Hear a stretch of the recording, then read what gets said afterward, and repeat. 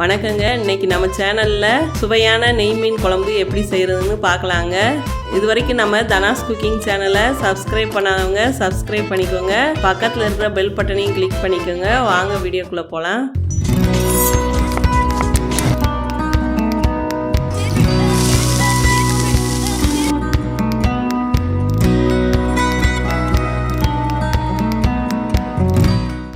இப்போ மீன் குழம்பு செய்கிறதுக்கு தேவையான பொருட்கள்லாம் பார்த்துக்கலாங்க. இப்போ நெய் மீன் 1.5 கிலோ எடுத்துருக்கோங்க.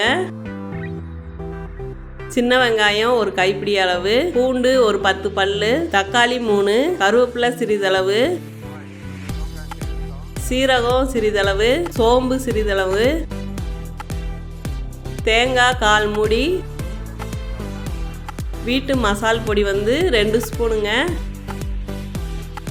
புளி ஒரு எலுமிச்சம்பழ சைஸ் அளவு எடுத்துக்கலாங்க. இப்போ குழம்பு வைக்கிறதுக்கு தேவையான மசாலா அரைச்சிக்கலாங்க.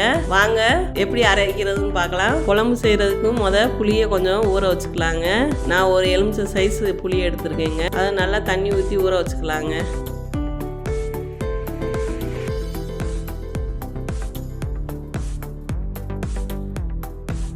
இப்போ அடுப்பில் ஒரு வடை சட்டி வச்சுக்கலாங்க. இப்போ சட்டி நல்லா காயட்டும். கொஞ்சம் எண்ணெய் ஊற்றிக்கலாங்க. எடுத்து வச்சுருக்கிற சீரகம் சோம்பெல்லாம் போட்டுக்கலாம். நம்ம சீரகம் சோம்பு வறுக்கும்போது அடுப்பு கொஞ்சம் குறைச்சி வச்சுக்கலாங்க, இல்லாட்டி கறிக்கிறோம். அடுத்து வெங்காயம் பூண்டு சேர்த்துக்கலாங்க.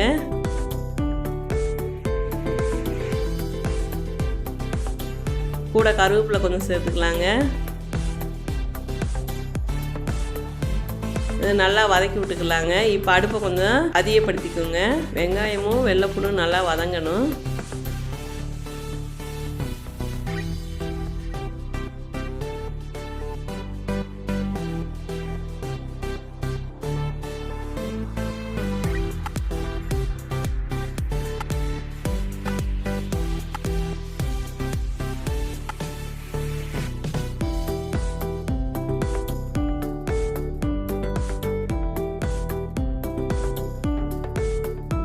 அடுத்து தக்காளி சேர்த்துக்கலாம்.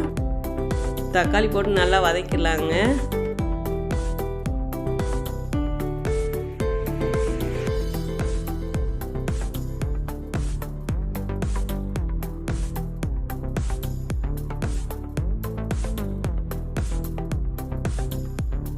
இப்போ அடுப்பை குறைச்சி வச்சுட்டு ஒரு மூடி போட்டு மூடி வச்சிடலாங்க.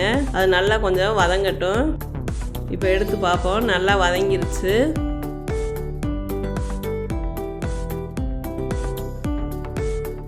தக்காளி வெங்காயம் இந்த அளவுக்கு வதங்கணுங்க.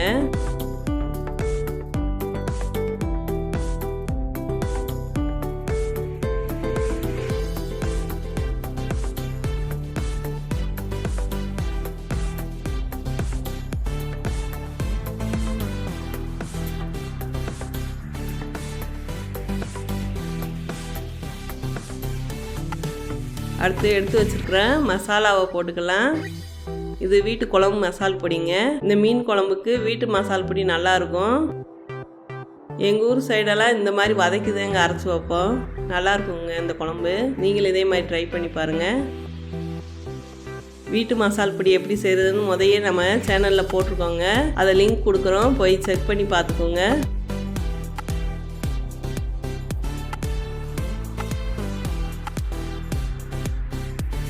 நம்ம ஏற்கனவே தேங்காயெல்லாம் துருவி வச்சுருக்கோங்க.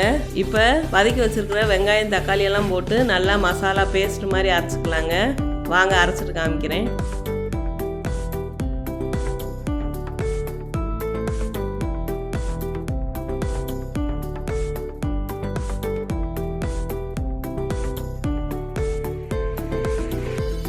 இப்போ நல்லா அரைச்சாச்சு. இந்த மாதிரி அரைச்சிக்கணுங்க. இப்போ அடுத்து குழம்பு எப்படி தாளிக்கலான்னு பார்த்துக்கலாங்க.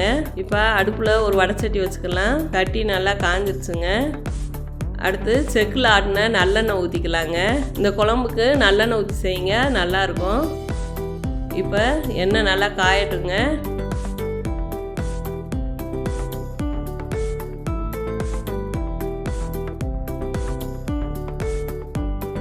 எண்ணெய் நல்லா காஞ்சிருச்சு. இப்போ தாளிப்பு சேர்த்துக்கலாம். கடுகு பருப்பு கொஞ்சம், சோம்பு கொஞ்சம், வெந்தயம் கொஞ்சம், சின்ன வெங்காயம் பொடியாக நறுக்குனது கொஞ்சம், கருவேப்பிலை கொஞ்சம் போட்டு நல்லா வதக்கிக்கலாங்க.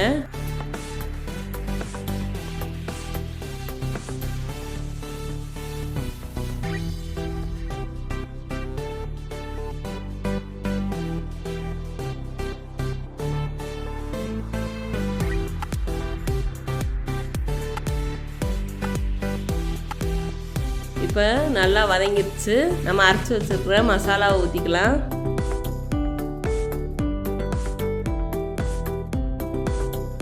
மிக்ஸி ஜாரை நல்லா கழுவி ஊற்றிக்கோங்க. நல்லா கிளறி விட்டுக்கோங்க.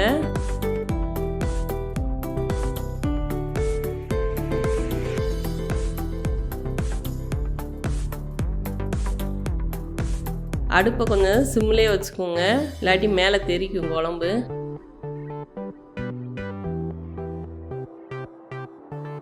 தேவையான அளவு உப்பு போட்டுக்கோங்க.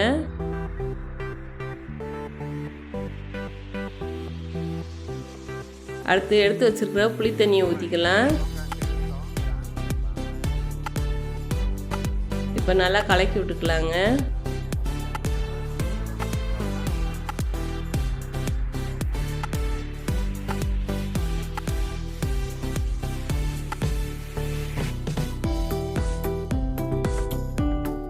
இப்போ உப்பு காரம்லாம் செக் பண்ணி பார்த்துக்கோங்க. இப்போ காரம் கொஞ்சம் கம்மியாக இருக்குங்க, கொஞ்சம் மசால் பொடி சேர்த்துக்கிறேன். சேர்த்து நல்லா கிளறி விட்டுட்டு ஒரு மூடி போட்டு மூடி வச்சிடலாங்க. இப்போ நல்லா இது கொதிச்சுக்கிட்டு இருக்கட்டும். அடுத்து நம்ம மீனை சுத்தம் பண்ணி வச்சிடலாங்க. இப்போ மீனை நம்ம 3 தடவை நல்லா கழுவி வச்சுட்டோங்க, உப்பு மஞ்சள் போட்டு. இந்த மாதிரி நல்லா கழுவி எடுத்துக்கணுங்க. வாங்க இப்போ குழம்பு கொதிச்சுக்கிட்டு இருக்கு. நல்லா குழம்பு வேகவும் மீனை போட்டுக்கலாம். இப்போ மூடி எடுத்து பார்ப்போங்க. இப்போ நல்லா குழம்பு வெந்து வந்துருச்சுங்க. அடுத்து மீனை சேர்த்துக்கலாம். மீனை தனித்தனியாக போடுங்க, இல்லாட்டி உடஞ்சி போயிருங்க.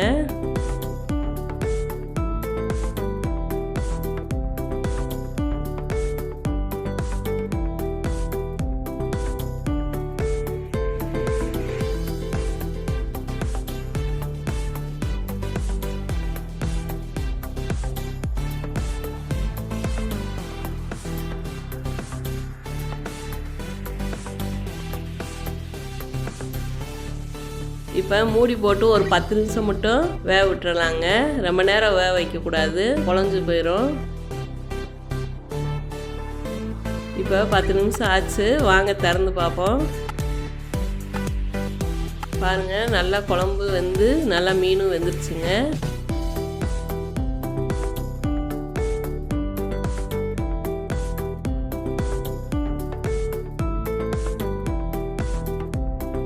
கடைசியாக கொஞ்சம் நல்லெண்ணெய் ஊற்றிக்கலாங்க.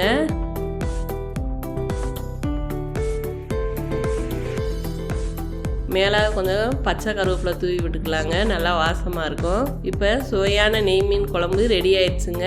இந்த மீன் குழம்பு பிடிச்சிருந்துச்சுன்னா நீங்களும் உங்கள் வீட்டில் செஞ்சு பாருங்கள். செஞ்சு பார்த்துட்டு கமெண்டில் சொல்லுங்கள். இந்த வீடியோ பிடிச்சிருந்துச்சுன்னா லைக் பண்ணுங்கள், ஷேர் பண்ணுங்கள், மறக்காமல் சப்ஸ்கிரைப் பண்ணிக்கோங்க. வாழ்க வளமுடன்.